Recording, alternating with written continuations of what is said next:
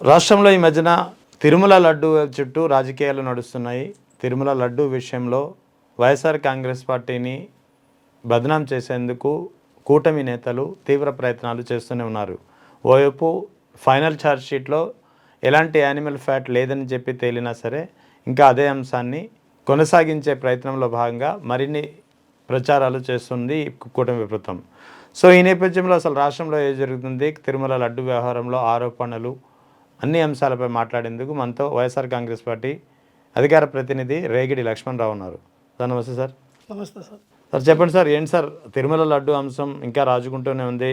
నిన్న కూడా press meet పెట్టి కూటమి ప్రభుత్వ నేతలు మొత్తం దాదాపు ఒక 10 మంది ప్రెస్ మీట్ పెట్టి ఇదే అంశాన్ని పోయి మాట్లాడే ప్రయత్నం చేశారు. అసలు ఏం జరుగుతుందని మీరు అనుకుంటున్నారు? ఫస్ట్ ఆఫ్ ఆల్ అంటే చంద్రబాబు నాయుడు గారు అలాగే పవన్ కళ్యాణ్ గారు వాళ్ళు చేసినటువంటి ఒక పెద్ద కుట్ర ఏంటంటే చంద్రబాబు నాయుడు గారు ఏమనుకున్నారంటే జగన్మోహన్ రెడ్డి గారిని హిందువులకు దూరం చేయాలి, హిందువులకు దూరం చేస్తేనే మనం జగన్మోహన్ రెడ్డి గారిని ఎదుర్కోగలం. ఆల్రెడీ 3 పార్టీలుగా వచ్చారు. పొత్తులో 3 పార్టీలు ఉన్నాయి, జనసేన, బీజేపీ, టీడీపీ ఉన్నాయి.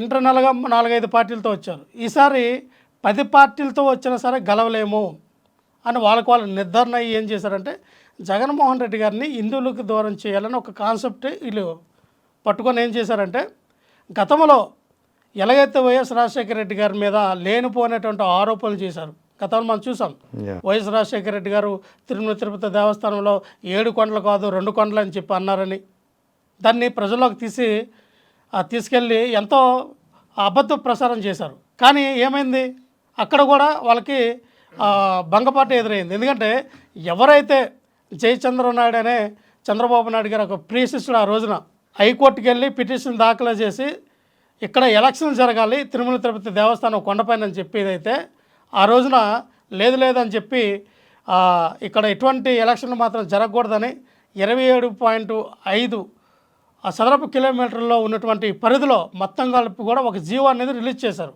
ఎటువంటి పంచాయతీ ఎలక్షన్లు ఇక్కడ ఎటువంటి జరగకూడదు, భక్తిభావంతోనే ఉండాలన్న విధానం. అది 1975 నుంచి కూడా అదే జీవో కొనసాగింది. అలాగే 1983 వచ్చేసరికి మన తెలుసు స్వర్గీయ ఎన్టీ రామారావు గారు అక్కడి నుంచి తిరుపతి నుంచి పోటీ చేశారో, తర్వాత ఆయన సీఎం అయిన తర్వాత కూడా అదే కంటిన్యూ అయింది.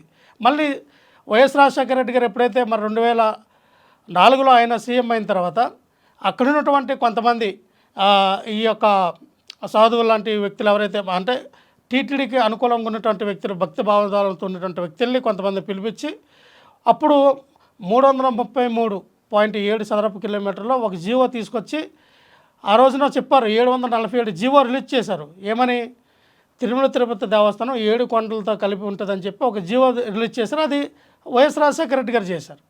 ఆయన లడ్డును కూడా ప్రపంచవ్యాప్తంగా ఒక పేటెంట్ రైట్ తీసుకొచ్చారంటే రాజశేఖర రెడ్డి గారే తీసుకొచ్చారు. ఈరోజు మనం చూసాం భక్తి ఛానల్ ఒకటి శ్రీవారికి ఎస్వీబీసీ. సో ఇది కూడా వైఎస్ రాజశేఖర రెడ్డి గారే తీసుకొస్తారు. ఆ రోజున తీసుకొస్తే ఏమన్నారు, ఎందుకు 100 కోట్లు తగలబెట్టారని ఇదే చంద్రబాబు నాయుడు గారు వైఎస్ రాజశేఖర రెడ్డి మీద ఒంటికాలు పెట్టి లేచారు. దళిత గోవిందం కూడా వైఎస్ రాజశేఖర రెడ్డి గారు తీసుకొచ్చారు. అంటే ఇటువంటి మంచి పనులు చేస్తే వాళ్ళని ఒక వీళ్ళు క్రిస్టియన్ని నమ్ముకున్నారు, వీళ్ళు హిందువులు దూరం చేయాలని ప్రసారం అప్పుడు చేశారు.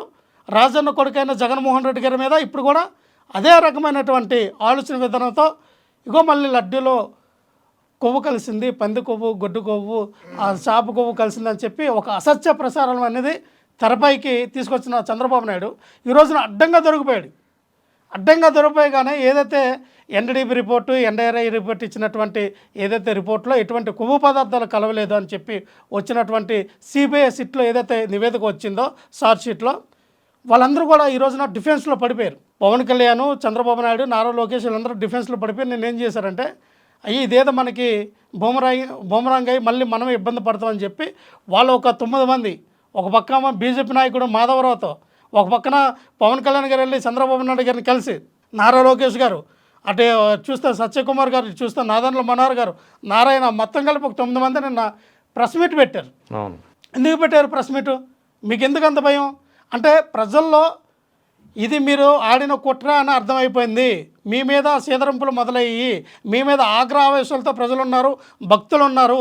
ఎవరైతే కలియుగ దైవమైనటువంటి వెంకటేశ్వర స్వామిని ఎవరైతే అమితంగా ప్రేమిస్తారో ఇష్టపడతారో వాళ్ళందరికీ అర్థమైపోయింది. అమ్మా ఇదంతా కూడా పవన్ కళ్యాణ్ గారు చంద్రబాబు నాయుడు గారు ఆడినటువంటి డ్రామా కుట్ర, ఇటువంటి కొవ్వు పదార్థాలు కానీ ఇటువంటి కల్తీ జరగలేదనేది వాస్తవంగా ఈ రోజున సిబిఐ చార్జ్షీట్లు వేసిన విధానం మనకి అర్థమవుతుందని ప్రజల్లోకి వెళ్ళిపోయిందని వీళ్ళు కొత్త డ్రామా. అయితే కొవ్వు పదార్థాలు కలగకపోతే రసాయనాలు కలిసాయి కదా, ఆ బాత్రూంలో కడిగే ఇక క్లీనర్స్ ఏదైతే ల్యాప్స్ లాంటివి, బెటాక్రనైల్ ఆయిల్ లాంటివి, పామాయిల్ లాంటివి ఇలాంటివి కలిసారు అనే ఒక అబద్ధ ప్రసారాన్ని మళ్ళీ తెరపైకి తీసుకొచ్చారు. ఇదంతా అందరికీ తెలిసిందే, కానీ దీన్ని హిందువులు నమ్ముతున్నారా లేదా అది చెప్పండి మీరు. హిందువులు మాత్రం ఎట్టి పరిస్థితుల్లో నమ్మట్లేదు సార్. హిందువులు కూడా భారతదేశంలో ఉన్నటువంటి ప్రపంచ దేశంలో ఉన్నటువంటి ప్రపంచవ్యాప్తంగా ఉన్నటువంటి హిందువులు ఎవరు కూడా వీళ్ళు తీసుకొచ్చినటువంటి అబద్ధ ప్రసారాన్ని నమ్మట్లేదు. కాబట్టినే నిన్నటికి మొన్న విహెచ్పి విశ్వ హిందూ పరిషత్ వారు కూడా ఒక లెటర్ రిలీజ్ చేశారు. దయచేసి దాన్ని మీరు రాజకీయం చేయొద్దు, మాట్లాడద్దని చెప్పి ఆ ప్రభుత్వానికి ఒక లేఖ రాయడం కూడా జరిగింది. వాళ్ళు ఒక లెటర్ ప్యాడ్ రిలీజ్ చేశారు. సార్ నిజంగా అలా జరుగుంటే అమిత్ షా గారు ఉన్నారు, ఎన్డీఏ కూటమి, అమిత్ షా గారు ఉన్నారు, నరేంద్ర మోడీ గారు ఉన్నారు, ఎన్డీఏ కూటమే కదా సార్. ఆర్ఎస్ఎస్ వాళ్ళ కన్నా వీళ్ళు పెద్దదా, లేదంటే బీజేపీ పార్టీ కన్నా వీళ్ళు హిందుత్వాన్ని ముందుకు తీసుకెళ్తారా? లేదు కదా. మరి వాళ్ళ ఈ రోజున సిబిఐ రిపోర్ట్ ఇచ్చిందంటే అర్థమేంటి సార్? నరేంద్ర మోడీ గారి కన్నుసన్నలో నడిచినటువంటి సిబిఐ తేటతలం చేసింది కదా, ఎటువంటి కొవ్వు పదార్థాలు లేవని. వాళ్ళు ఏం చేయాలో అర్థం కావట్లేదు. ఇప్పుడు డిఫెన్స్ ఏ విధంగా చేయాలో అర్థం కాక మొన్నేమో పంది కొవ్వు అన్నారు, నిన్నేమో రసాయనాలు అన్నారు, ఈరోజేమో ఇంకో కొత్త పదం ఎత్తుక్కొని మాట్లాడుతూ ఉన్నారు. ఇప్పుడు ఈ రోజాను జోగి రమేష్ మాట్లాడిన మాటలు తమకు అనుకూలంగా మలుచుకుని మళ్ళీ దాన్ని వైరల్ చేస్తున్నారు నిన్నటి నుంచి. సార్ ఇక్కడ కృష్ణా క్లియర్ ఏంటంటే జోగి రమేష్ గారికి ఇంటికి వెళ్ళి పరామర్శించినప్పుడు అక్కడ ఉన్నటువంటి మహిళా విభాగం అధ్యక్షురాలైనటువంటి వరద కళ్యాణ్ గారు, రోజా గారు, అలాగే కొంతమంది మన పార్టీ కార్యకర్తలు, నాయకురాళ్ళు, అలాగే జోగి రమేష్ గారు అందరూ ఉన్నప్పుడు వాళ్ళు మాట్లాడుతూ ఉన్నారు. ఇగో సిబిఐ చెప్పింది కదా, అలాగే ఇవన్నీ ఇంకా చంద్రబాబు నాయుడు కంగారు పడుతూ ఉన్నాడు, అటు పక్కన ఏసు ప్రభుతో పెట్టుకున్నాం, ఇటు పక్కన వెంకటేశ్వర స్వామితో పెట్టుకున్నాం, ఏమైపోతామన్న భయాందోళనతో ఆయన ఉన్నారని ఆవిడంటే వీళ్ళు ఏమైనా ఆపాదించారంటే మనం భయపడుతున్నాం అంటే వైఎస్ఆర్ పార్టీ భయపడుతుంది అన్నట్టుగా ఒక 15 సెకండ్ల వీడియో కట్ చేసి వాళ్ళు ప్లే చేయడం జరిగింది. అసలు వాస్తవానికి వస్తే సార్ ఈ రోజున మనకి మీకు ఒక వీడియోని చూపిస్తాను. ఈ రోజున అసలైన వాస్తవానికి వస్తే అది వీడియో మనకి క్రిస్టల్ క్లియర్గా మనకు అర్థమవుతుంది. ఫుల్ వీడియో ఉందో అది మీకు ప్లే చేస్తాను చూడండి ఒకసారి. అంటే ఇటువంటి అబద్ధ ప్రసారాలు కూడా ఏ రకంగా అయితే ప్రజలను నమ్మించాలో చేయాలనే ఆలోచన విధానం ఏ రకంగా అయితే వీళ్ళకి ఉంటూ ఉందో అవన్నీ కూడా ప్రజలు నమ్మే పరిస్థితుల్లో లేరు. ప్రజలు ఏదో రకంగా ఏమార్చాలి అనే ఒక ఆలోచన విధానంతో వీళ్ళు చేసినట్టు డ్రామా ఏదైతే ఉంది వాళ్ళకి అర్థమైపోయింది. ఇంకా ప్రజలు మనం ఎన్ని చెప్పినా నమ్మరు. ఏదో రకంగా అబద్ధంగా వీళ్ళు తీసుకెళ్ళి మనం వాళ్ళు ఏదైనా బద్నం చేయాలన్న ఒక ఆలోచన విధానంతో ఉన్నారు. మనకు అర్థమవుతుంది క్రిస్టల్ క్లియర్గా. వీడియో చూడండి. మాట్లాడి తప్పు చెప్పినాక ఇంకా ఫ్రస్ట్రేషన్ ఎక్కువైపోయింది. నిన్న ప్రశ్న చూసారా, వాళ్ళ ఛానల్ అడిగిన ప్రశ్నకే ఫ్రస్ట్రేషన్ అయిపోతున్నాడు. మీ కళ్ళకి వచ్చి చెప్పాడా, మీకు దేవుడు చెప్పాడా, లేదని చెప్పాడా అని అసలు అరుస్తున్నాడు. ఏంటో హైలైట్ మీద నిన్న వీడియో చూసారా, శ్రావణ్ గారు మాట్లాడిన వీడియో. అసలు ఒక్కరి మొహంలో కూడా మేము తప్పు చేసాము అనే కాన్షియస్ వాళ్ళ ఫేసుల్లో ఉంది. మనం తప్పు చేసాం, దేవుడితో పెట్టుకున్నాం, ఏ సైడ్ నుంచి వెంకటేశ్వర స్వామి ఏం చేస్తాడో అన్న భయం అందరిలో కనిపిస్తుంది. జనాల్లో బాగా నేషనల్ బాగా కవర్ చేసేసింది, నేషనల్ న్యూస్ అయిపోయింది, పార్లమెంట్ లో మాట్లాడుతున్నాం, జనాల్లో బాగా అర్థమైంది.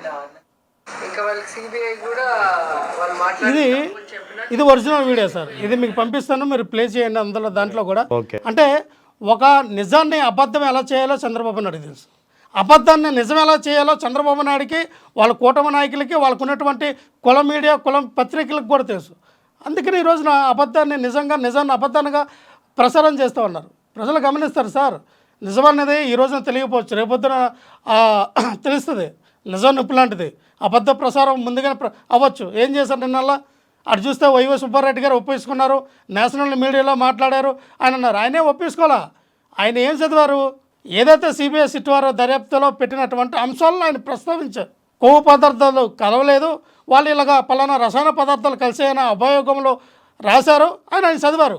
ఈయన ఒప్పుకున్నాడని ఇలా డిక్లరేషను. అంటే కూటమి ఎల్లో మీడియా ఏదైతే ఉందో వాళ్ళే జడ్జిమెంటు, వాళ్ళే జడ్జిలు, వాళ్ళే ఆ న్యాయమూర్తులు, జడ్జిలు అన్నీ వాళ్ళే తీర్పిచ్చేస్తారు, వాళ్ళే వాదించేస్తారు. ఎందుకంటే చంద్రబాబు నాయుడు గారు నమ్ముకున్నటువంటి వీళ్ళు కదా, అందుకని ఆ రకంగా అబద్ధ ప్రసారం చేయడంలో వాళ్ళు దిట్టుంటారు. కాబట్టి ఖచ్చితంగా నిజం ఎప్పటికీ గెలుస్తుంది. ఆ విషయాన్ని ఈ రోజున అందరికీ అర్థమైంది. అందుకే జగన్మోహన్ రెడ్డి గారు ఈ రోజున చూస్తే ఒక విషయం, ఏ రోజైనా ఫస్ట్ నుంచి డే 1 నుంచి జగన్మోహన్ రెడ్డి గారు రాజకీయాలకు వచ్చినప్పటి నుంచి మనం చూస్తూ ఉన్నాం. ఆయన ఏదైనా జరుగుతుందంటే హామీ ఇస్తారు, జరగదంటే దాని గురించి మాట్లాడరు, నిజాలే మాట్లాడతారు, అబద్ధాలు ఎక్కడా మాట్లాడరు. నిజంగానే అబద్ధాలు మాట్లాడాలంటే ఈ రోజున మనం అధికారంలో ఉండేవాళ్ళం కదండి. మేము నిజంగానే చంద్రబాబు నాయుడు గారు లాగా అలవగానే హామీలు చెప్పేస్తే మళ్ళీ మేము అధికారంలోకి వస్తాం కదా. 2024 మేము అధికారంలోకి వచ్చేవాళ్ళం కదా. కానీ అక్కడెక్కడ జగన్మోహన్ రెడ్డికి అటువంటి తప్పుడు వాగ్దానాలు చేయాలి. ఎందుకంటే మనం ఏం చేయగలమో, ఎంతవరకు చేయగలమో అంతవరకే చెప్పారు. సో ఇప్పటికైనా అందుకన్నారు మడం తప్పిన మాట తప్పిన నాయకుడు ఎవరైనా ఉన్నారంటే వైఎస్ జగన్మోహన్ రెడ్డి గారు. అందుకని ఈ రోజున వాళ్ళకి భయం. ఒక్క జగన్మోహన్ రెడ్డి గారిని ఎదుర్కోవడానికి ఈ రోజున 10 పార్టీలు ఏకమవుతూ ఉన్నాయి. జగన్మోహన్ రెడ్డి గారిని ఎదుర్కోవడానికి 150 YouTube channels, 200-300 YouTube channels, Jaganmohan Reddy గారిని ఎదుర్కోవడానికి వాళ్ళకున్నటువంటి ఒక 10-20 ఎల్లో మీడియా ఛానల్స్. ఎంత సార్ ఒక జగన్మోహన్ రెడ్డి గారిని ఎదుర్కోవడానికి ఇంత బలంగా మీరు వస్తుంటే అయినా సరే ఎదుర్కోలేకపోతున్నారు కదా. అయినా జగన్మోహన్ రెడ్డి గారిని అయ్యా ప్రజాదరణ చూసి ఈరోజు మనం చూసాం. నిన్న అంబటి రాంబాబు గారు ఇంటికి వెళ్ళినప్పుడు ఏ రకంగా అయితే ఆ రోజున పాదయాత్ర చేసినప్పుడు ఏ రకంగా అయితే దానికి డబుల్ త్రిబుల్ అయ్యి వచ్చారో, అలాగే మన జోగి రమేష్ గారు ఇంటికి వెళ్ళి పరామర్శకు వెళ్ళినప్పుడు చూసాం ఏ రకంగా అయితే జనాలు తండోపతండాలుగా వచ్చారో. జగన్మోహన్ రెడ్డి గారి మీద ఉన్నటువంటి ప్రేమ అభిమానాలు ప్రజాదరణ వాళ్ళు చూపించాలి. అయ్యో మనం ఇటువంటి నాయకుని మనం ఓడించామే, ఈ నాయకుడు మనం ఇటువంటి పరిపాలన మనం పోగొట్టుకోవడమే, జగన్మోహన్ రెడ్డి గారికి కావాలి కదా మనకి. చంద్రబాబు నాయుడు లాంటి ఈ కూటమి ప్రభుత్వాన్ని నమ్మకాన్ని మనం తీసుకొచ్చాం, ఇబ్బంది పడుతున్నామని ప్రజల్లో రియలైజేషన్ వచ్చింది. వాళ్ళందరూ కూడా బాధపడుతూనే నన్ను కనబడుతున్నారు. చిన్నపిల్లల నుంచి ముసలా ముతక ప్రతి ఒక్కరు కూడా 60-70 సంవత్సరాలు పెద్దవాళ్ళ వరకు కూడా అక్కడ ఉన్నారు. జగన్మోహన్ రెడ్డి గారిని చూడాలి, జగన్మోహన్ రెడ్డి గారికి మా బాధ తెలియపరచాలని. సో ప్రజానాయకుడు ఎప్పుడు ప్రజల్లో పుడతాడు, ప్రజల కోసం ఆలోచిస్తాడు, ప్రజల కోసం పోరాటం చేస్తాడు. ఈరోజు జగన్మోహన్ రెడ్డి గారు అదే చేస్తూ ఉన్నారు. కానీ వీళ్ళు ఏం చేస్తూ ఉన్నారు, కులాల మధ్య మతాల మధ్య కుంపట్లు పెట్టి ఆ కుంపట్లతో వీళ్ళు మంటలు కాయడానికి, ఆ కుంపట్లతో వీళ్ళు రాజకీయం చేయడానికి చూస్తూ ఉన్నారు. అంటే అయిపోయింది. అంటే వెర్షన్లు వెతుకుతూ ఉన్నారు. మనం కులాల్లో స్విచ్ పెట్టాం, మతాల్లో స్విచ్ పెట్టాలి, తర్వాత పార్టీలు ఒకటవ్వాలి, తర్వాత ఈవీఎం ట్యాంపరింగ్ చేయాలి. అరే ఒక జగన్మోహన్ రెడ్డి గారిని అయితే ఎదుర్కోవడానికి, ఆయన ఓడించడానికి మీరు ఇంత బలగం ఎందుకు సేకరించుకుంటున్నారంటే వాళ్ళకి తెలుసు జగన్మోహన్ రెడ్డి గారిని మనం ఒంటరిగా ఎదుర్కోలేమని. సార్ క్రిస్టల్ క్లియర్గా ఇక్కడ అర్థమవుతుంది. మనం మళ్ళీ కూడా నేనేమంటానంటే సిబిఐ వాళ్ళు ఇచ్చినటువంటి రిపోర్ట్కి ఇప్పుడు కూడా మళ్ళీ ఒక అసత్య ప్రసారం చేస్తూ ఉన్నారు. బాత్రూంలో టాయిలెట్లు దీన్ని కడిగారంటే ఎస్ నిజంగా అటువంటి కెమికల్స్ కలిసి ప్రసాదం తింటే జనాలకి ఆరోగ్యం ఏమవుతుంది సార్? మరి ఇంతవరకు ఎందుకు ఆ రిపోర్ట్ హోమ్ మినిస్టర్గా చెప్పలేకపోయారు? ఎంతమంది జాయిన్ అయ్యారు, ఎంతమంది దీని ద్వారా ఇదయ్యారని ఎందుకు అంటే అబద్ధ ప్రసారమే కదా.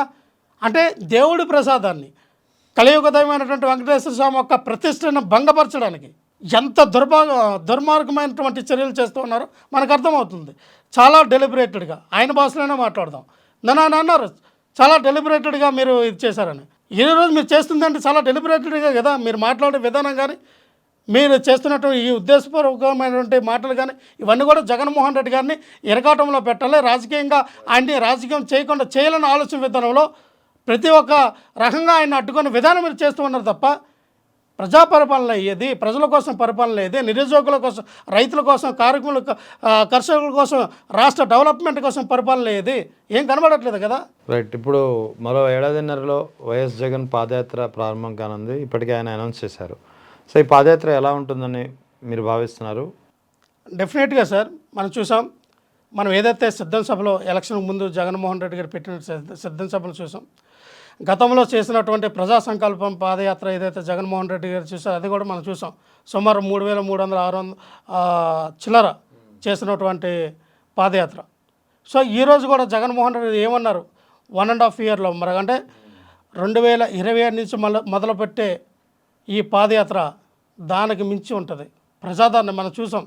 ఖచ్చితంగా ప్రజల్లోకి వెళ్ళి ప్రతి గ్రామాన్ని టచ్ చేస్తారు, ప్రతి ఒక్క సమస్యలు తెలుసుకుంటారు. రైతులు కానీ, కార్మికులు కానీ, నిరుద్యోగులు కానీ వాళ్ళ సమస్యలు తెలుసుకొని ఇంకా ఏదైతే గతంలో మనం నవరత్నాలని చెప్పామో అంతకుమించి పథకాలు కానీ, డెవలప్మెంట్కి ఆలోచన విధానం కానీ, ఏ రకంగా మన రాష్ట్రాన్ని ముందుకు తీసుకెళ్ళాల ఆలోచన విధానం ఉంటుంది. ప్రజలతో మమేకం అవుతారు, జనాలతో నిరంతరం ఉంటారు. అంటే 2 రోజులకి ఏదైతే ఈ పాదయాత్రలో ప్రతిరోజు కూడా ఆయా గ్రామాల్లో చిన్న సభ లాంటిది ఏర్పాటు చేయడానికో, లేదా అంటే ఒక రోజు తప్పించి ఇంకో రోజు ఆ సభ పెట్టడానికో, ఆ నియోజకవర్గం లేదా ఆ మండలంలో పెట్టడానికి కార్యక్రమాలు జరుగుతూ ఉన్నాయి. అంటే ఏ రకంగా చర్చలు చేయాలి అంటే మనం గ్రామంలో పెడదామా, మండలంలో పెడదామా, నియోజకవర్గ స్థాయిలో పెడదామా, నడిచే కొలది ఆ యొక్క స్థాయి దీన్ని బట్టి అనేది చర్చలు అయితే అవుతూ ఉంది. ఖచ్చితంగా ఆ రకంగా జగన్మోహన్ రెడ్డి గారు ముందుకెళ్తారు. ఈ పాదయాత్ర అనేది ప్రజల్లో జగన్మోహన్ రెడ్డి గారు పాదయాత్ర చేస్తే ఖచ్చితంగా అధికారం వైఎస్ఆర్ పార్టీది, అందులో ఎటువంటి డౌట్ లేదు. ఎందుకంటే గతం మనం చూసాం గణాంకాలు. జగన్మోహన్ రెడ్డి గారు ప్రజల్లో ఉంటే ఓటమి ఉండదు, నిత్యం ప్రజల్లో ఉంటే ప్రజలే జగన్మోహన్ రెడ్డి గారిని గెలిపిస్తారు. ప్రజల్లో జగన్మోహన్ రెడ్డి గారికి ఉన్నటువంటి పట్టు, ప్రజల్లో ఉంటే జగన్మోహన్ రెడ్డి గారికి ఎంత పట్టు ఉంటుందో, నేలలో ఉంటే మొసలకి ఎంత పట్టు ఉంటుందో అంత పట్టు ఇద్దరికి సేమ్ అంతే. నేలలో ఉన్న మొసలకి ఎంత పట్టు ఉంటుందో ప్రజల్లో ఉంటే జగన్మోహన్ రెడ్డి గారికి అంతే పట్టు ఉంటుంది. కాబట్టి వాళ్ళు వాడంచలారు విషయం వాళ్ళకి కూడా తెలుసు. ఈ యొక్క పాదయాత్ర ప్రపంచ చరిత్రలో ఇది ఒక చరిత్రగా నిలిచిపోబోతుంది. దీనికి అన్ని రకాలుగా సిద్ధమై జగన్మోహన్ రెడ్డి గారు పాదయాత్ర చేయబోతూ ఉన్నారు. నా భవిష్యత్తులాగా ఖచ్చితంగా ఈ పాదయాత్రని మరొక 100 ఏళ్ళు, 2 ఏళ్ళు, 200 ఏళ్ళు, 1000 ఏళ్ళు చెప్పుకునే రీతిలో మాత్రం ఉండబోతుంది అన్నది అత్యతి కాదు సార్. ఖచ్చితంగా జరుగుతాం. Right, thank you sir.